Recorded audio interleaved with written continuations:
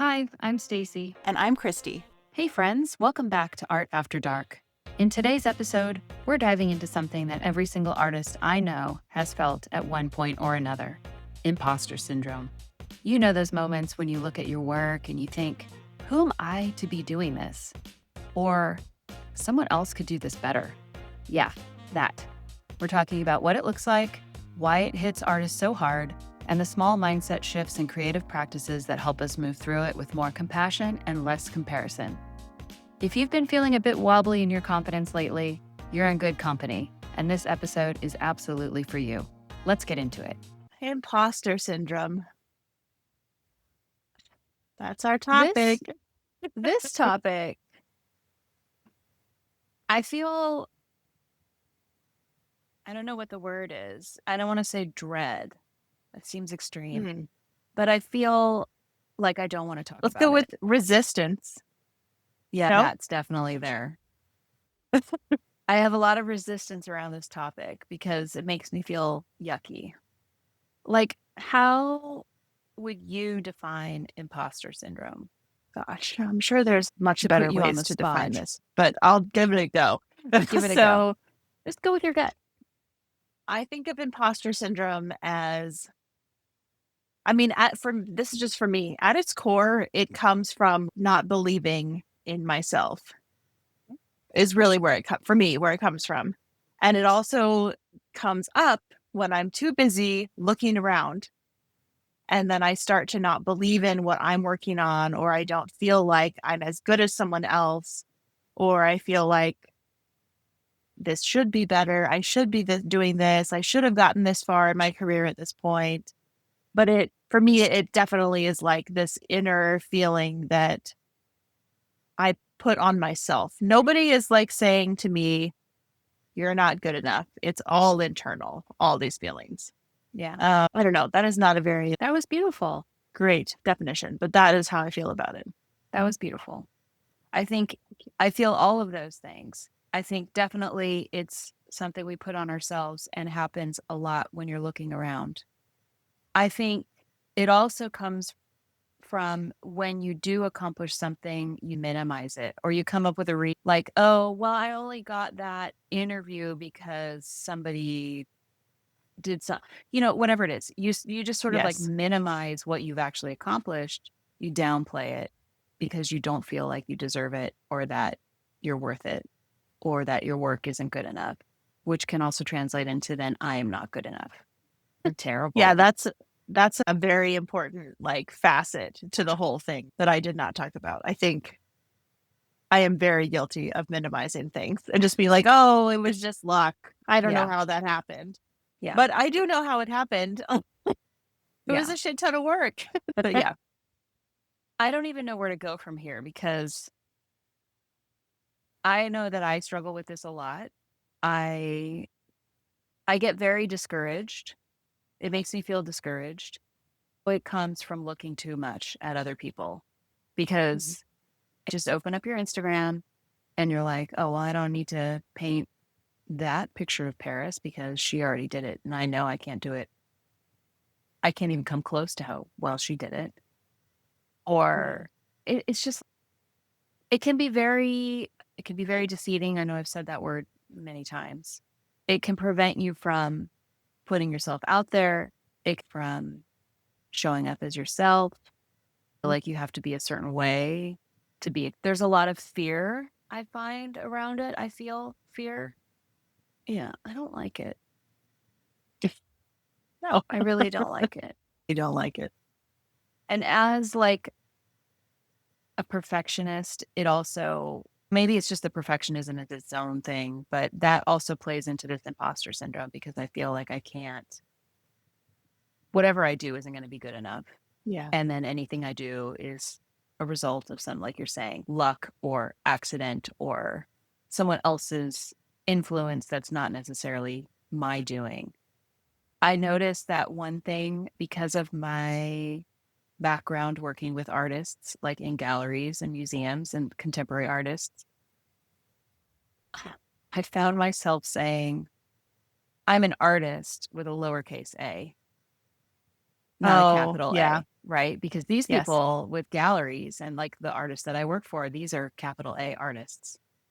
And what I do is just, I just dabble. I'm like art with a lowercase a. And I told Yeah. that to the artist that I work for, and he was like, don't ever say that. Don't ever say that. What you do is important. Like the art that you make is important. Don't minimize it. And I was like, you're right. It's really hard though. You Yeah. know, Yeah. I have said that same thing working in a museum environment where, or even like a lot of the people that I work with are artists themselves. And so, and they do stuff in galleries similarly. And I'm just like, oh no, I just make art for products. Like I make commercial art. Yeah. I tend to say I make commercial art or art for products. And I should stop saying yeah, that. yeah. Yeah.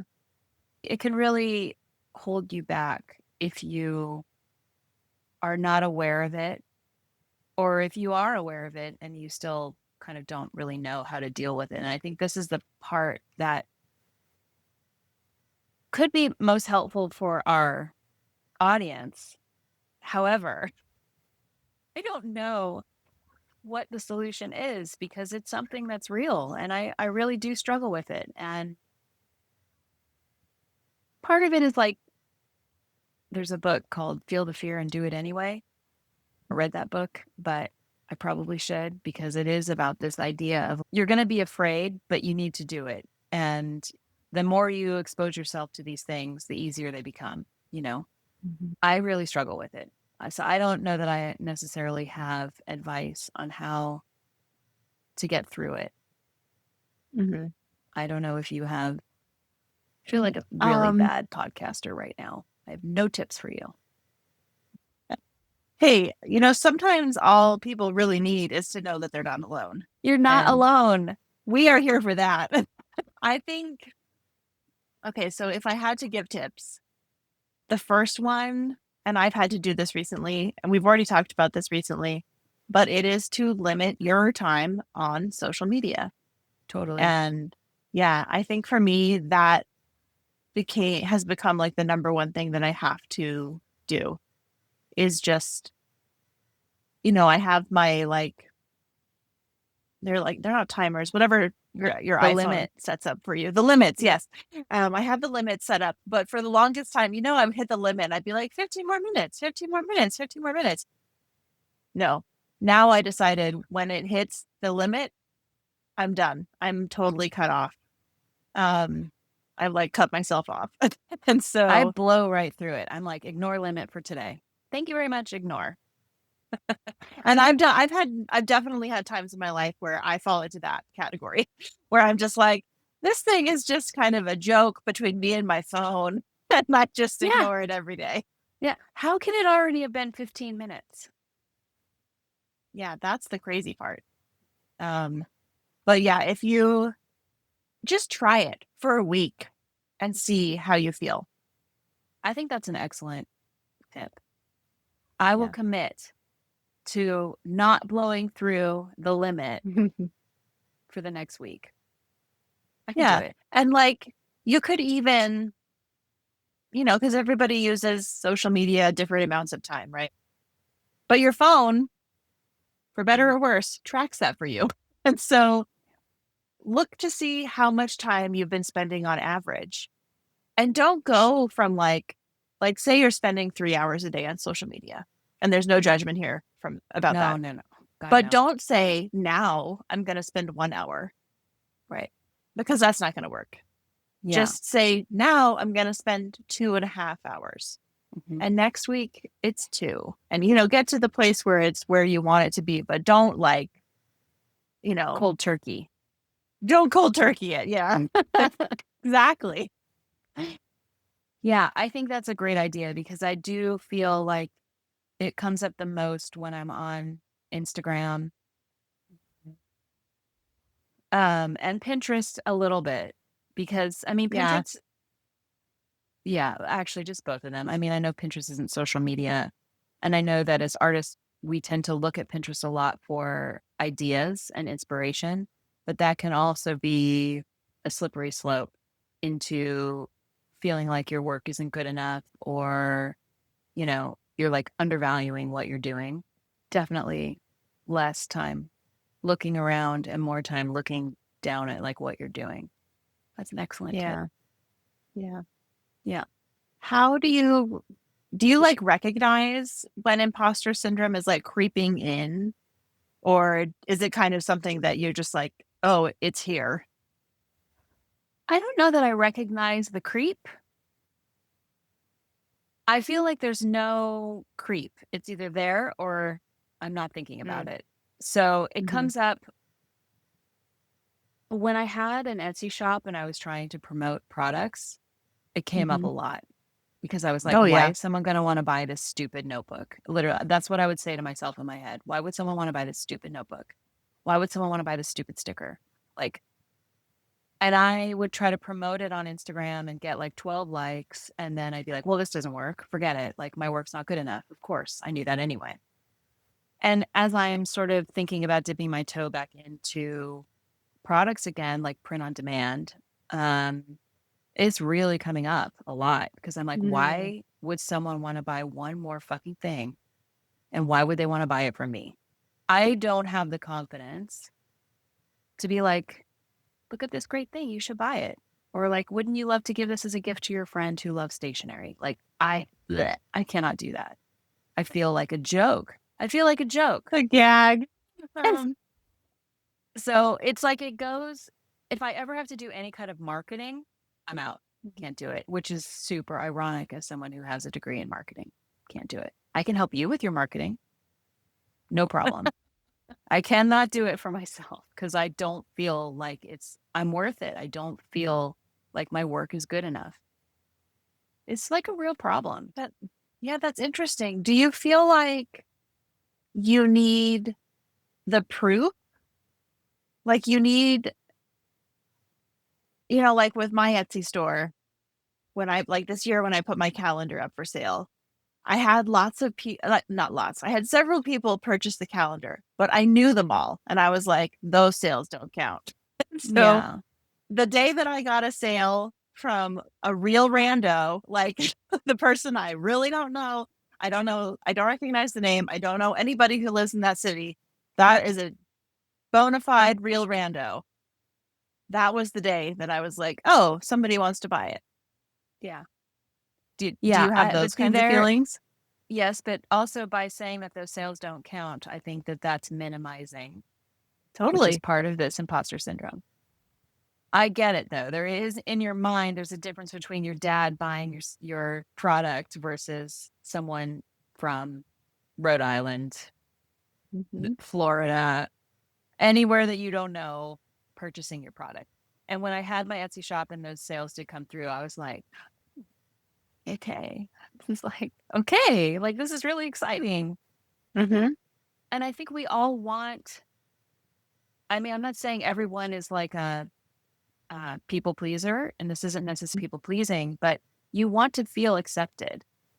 Trying to promote your art or product and people purchase it, that is a form of acceptance. They're like, Totally. I see you, I accept you, and I'm buying this thing from you because I want to give it to someone or I want it for myself. Hmm. And I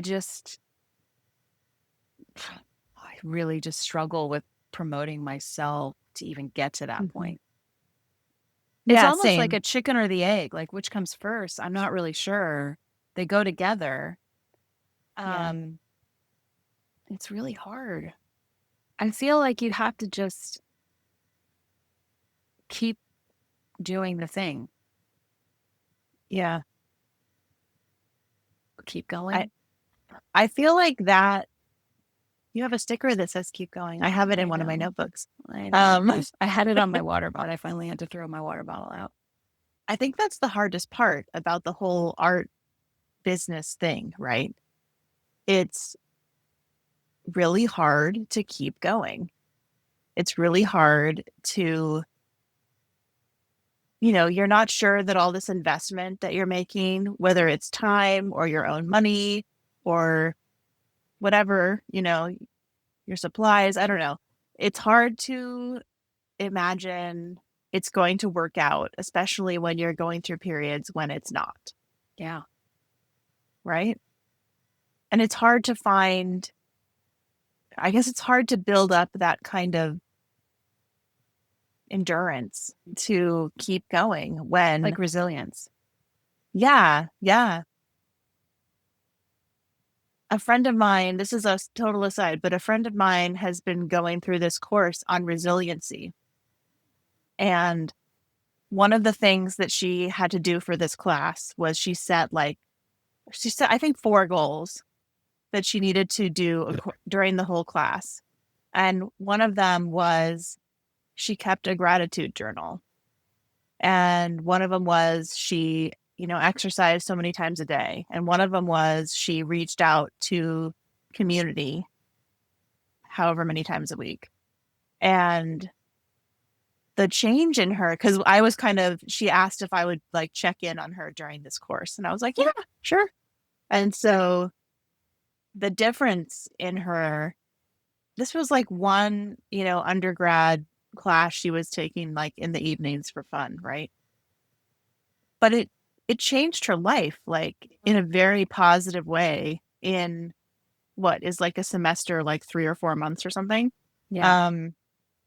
And so I kind of watched her and was like, maybe I need to read more about resiliency and think about things that I can do in my own life, that will help me to move forward on, my goals. Mhm. And maybe it is something as little as when you get a sale in your Etsy store, you write a note of gratitude, or you even like to make it easy. If you're trying to like show up on social media, all you have to do is say, Stacy from Santa Monica, thanks for your order. It's thanking that person, but also it's showing that you believe in your own business by saying you had a sale. And it's not like you're boasting about you had a sale. It's just saying somebody wanted the thing I made. And like, that's really cool. Yeah. And like celebrating that. Mm-hmm. Yeah. I think too, as much as, not spending too much time on social media to the point where it's negatively impacting you, the flip side of that can be in these moments where you feel discouraged or like you're not good enough. I think it's helpful to see other creatives who are doing what you're doing and like it is possible. I have to tell all the time because I feel like Same. I'm getting nowhere in my business. I know I watch too much Housewives. Okay, let's just establish that. Okay, it's a problem. And if I cut some of my time watching Housewives, I would have more time for my business. This is a choice and I recognize it. Yeah. But to see other people having success, and I know they work really hard for it. Obviously, Instagram is showing you the highlights. They don't show you all the tears, like things that go on Yeah. behind the scenes. But it can be an inspiration as well. So, like in those moments, feeling really discouraged, like I'm not going to be successful or my work isn't good enough. I really believe, and this is probably a cliche, but like the world is big. We feel like it's small because our algorithms are feeding us the same shit all the time. So we feel like our world's big. It is a huge world. And what you're making, there is literally an audience for it. And Mm-hmm. if you, and I'm not telling you, I'm saying this as much for myself. If you show up and just keep being yourself, your people will be there for you. Yeah. And it may not happen in this rocket time period that we all wish it would, but also we're trying to do this in the margins. This is not our full-time job. So it's like you only have so much capacity, Yeah. to get things done. So Definitely. just a little reminder to myself and if anyone needs that. And Coco. I mean, I feel like this is obviously we're just like scratching the surface here. I feel like this is a really big topic, but why do you think it's important to talk about imposter syndrome, like in terms of the creative community that we're part of and for people who may be listening? Why do you think it's important to talk about it? I think for me, the number one thing is it's that community aspect, right? It's knowing that you're not alone. That, I mean, I'm sure there are artists out there who like rarely feel this feeling. And if you're one of those artists, please tell me more. But I think that not that we're all like going to wallow in our imposter syndrome together, but that we all have these moments of ebb and flow, right? Where sometimes we're feeling like really strong, really self-assured in our work, in our business, in what we're doing, and then something will happen and we start going on the down. Yeah. And we're not all doing that, making those moves in unison. And so, when somebody is in the low, there is somebody else out there who can like help, like buoy you up and feel like you can keep going. Or who can say to you, I'm in the same place. Do you want to be an accountability partner? Do you want to meet up on Zoom once a week and we can just kind of talk about how we're feeling about this? I really love that Coco's getting in on the conversation. So sorry, I'm not laughing at what you're saying. I'm trying to keep a I know. straight face. And please I don't just edit looked this up and it out. was like Coco. Do not edit this out. No, Coco's like, I want to be part of this. Aw. Yeah, I just think it's so important to talk about and to be open. And I have to say, I know we've said to like use Instagram sparingly or, in ways that like, you put boundaries around it or you use it to like help inspire you. There are so many artists when they post about these feelings, look at the number of comments on that post. You are not alone. And Yeah. it was so brave for that person to create that post. And it was so impactful to the artist community. So I think that just knowing that you're not alone is just an incredibly important part and like Yeah. why we should all just be willing to talk about where we are with our business, but mentally and how we feel about our work. And we're all going to go through those ebbs and flows. And if we don't talk about them, then it's kind of a disservice to everybody else, right? Like we can all learn from each other. And so if we're willing to share those feelings, and you can do it in a way you don't have to, everybody does not have to put that on social media. Yeah. Yeah. Yeah. There are other ways. Yeah. You can just talk to an artist friend, or you can talk to your partner, or you can talk to somebody who, is just a friend. But I think being willing to have the conversations is really, really important. Yeah. I totally agree. I think the idea of, sharing what you're going through in this type of community so that people know they're not alone and that it's not forever. It's not permanent, that these feelings, this imposter syndrome, it may be in the back seat all the time. And sometimes it jumps to the front seat, but it's not something that you're going to be living in forever.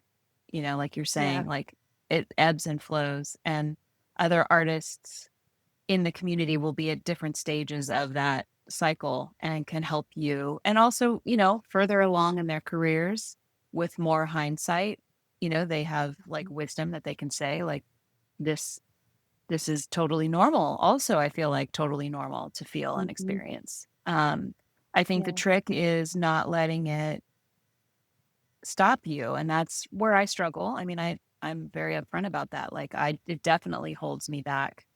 And I think it's the reason why the goals I'm making for the next year are the exact same ones I made 2 years ago, because I am not feeling like I'm good enough to keep going. And it's really it's a real thing. So it's good to have these types of Mhm. conversations to know that you're not alone and it's not forever. Absolutely. We can do it. Yes, we can do it. And we need to do it together, right? Everybody needs to do it Yeah. together.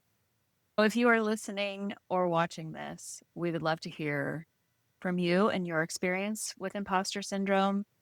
Or maybe you're a unicorn and you have never experienced imposter syndrome. I would love to hear about that as well. But we are here for each What's other. that like? Oh, what's that like? Details, please. Notes, hot takes. Give it to us. Yeah, we would love to hear from you. Let's like support each other and help each other, through these times. Right. Yeah. All right. Whew. Until Imposter next syndrome. time. Check.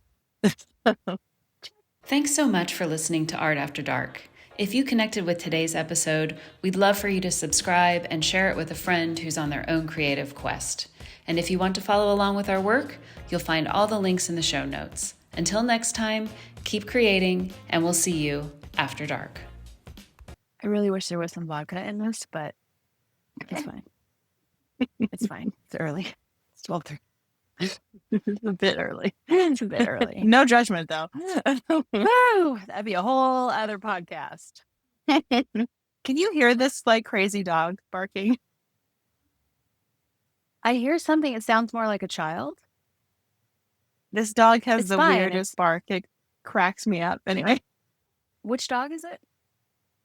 it's our neighbor's dog. I've never even okay. seen this dog. It's hilarious. Oh. I think it's some kind of little like wiener dog or something. Oh. But it's got a Watch it be hilarious like a bark. big giant bulldog or something that has just like a No, it's definitely tiny little. yap. I see its paws. Oh. Yeah. Anyway, sorry. No, it's okay. Keep it in.